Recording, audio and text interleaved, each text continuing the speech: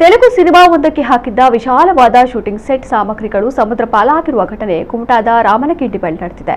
ಅಲೆಗಳ ಅಬ್ಬರಕ್ಕೆ cinema set ಸಾಮಗ್ರಿ ಕಡಲು ಪಾಲಾಗಿದ್ದು ಲಕ್ಷಾಂತರ ರೂಪಾಯಿ ನಷ್ಟ ಸಂಭವಿಸಿದೆ. ನಟ ಜೂನಿಯರ್ ಎನ್ಟಿಆರ್ ಮತ್ತು ಖ್ಯಾತ ನಿರ್ದೇಶಕ ಪ್ರಶಾಂತ್ ನೀಲ್ ಅವರ ಸಿನಿಮಾ ಡ್ರ್ಯಾಗನ್ ಎಂದು ಹೆಸರಿಸಲಾದ ಪ್ಯಾನ್ ವರ್ಲ್ಡ್ ಬಹುಕೋಟಿ ಸಿನಿಮಾಕ್ಕೆ ಇಲ್ಲಿನ ಕಡಲ ತೀರದಲ್ಲಿ ಕಳೆದ ಮಾರ್ಚ್ ತಿಂಗಳಲ್ಲಿ ಹಾಕಿದ್ದ ಹಳೆಯ ಬಂದರು ಮಾದರಿಯ ಬೃಹತ್ ಸೆಟ್ ಅನ್ನು ತೆಗೆಯದೆ ಹಾಗೆ ಇರಿಸಲಾಗಿತ್ತು. ಹಳೆಯ ಕಾಲದ ಬೋಟ್, ಸಮುದ್ರ ಜಟ್ಟಿ, ಬಂದರು, ಕಟ್ಟಡಗಳು, ಮನೆ, ಶೆಡ್, ಹಳೆಯ ಓಣಿಗಳು, ರೈಲು, ಹೆಲಿಕಾಪ್ಟರ್ ಮುಂತಾದ ಮಾದರಿಯನ್ನು ನಿರ್ಮಿಸಲಾಗಿತ್ತು. ಡ್ರ್ಯಾಗನ್ ಚಿತ್ರದ ಕ್ಲೈಮ್ಯಾಕ್ಸ್, ಆಕ್ಷನ್ ಹಾಗೂ ಹಾಡುಗಳಿಗೆ ಸಂಬಂಧಿಸಿದ ಚಿತ್ರೀಕರಣ ನಡೆಸಲಾಗಿತ್ತು. ಆದರೆ ಕಳೆದ ಮೇ ತಿಂಗಳಲ್ಲಿ ಆರಂಭವಾಗಿದ್ದ ಮುಂಗಾರು ಮಳೆಗಾಲದ ಬಳಿಕ ಚಿತ್ರೀಕರಣ ಮುಂದುವರಿಸಲು ನಿರ್ಧರಿಸಿದ್ದ ಚಿತ್ರತಂಡ ಸೆಟ್ ಹಾಗೆ ಇರಿಸಿಕೊಂಡಿತ್ತು. ಆದರೆ ಭಾರೀ ಗಾಳಿ ಮಳೆಯಿಂದಾಗಿ ಸಮುದ್ರದ ಅಬ್ಬರ ಹೆಚ್ಚಾಗಿದ್ದು ಇದೀಗ ಅವುಗಳೆಲ್ಲವೂ ಕಡಲ ಅಲೆಗಳಿಗೆ ಕೊಚ್ಚಿ ಹೋಗಿವೆ.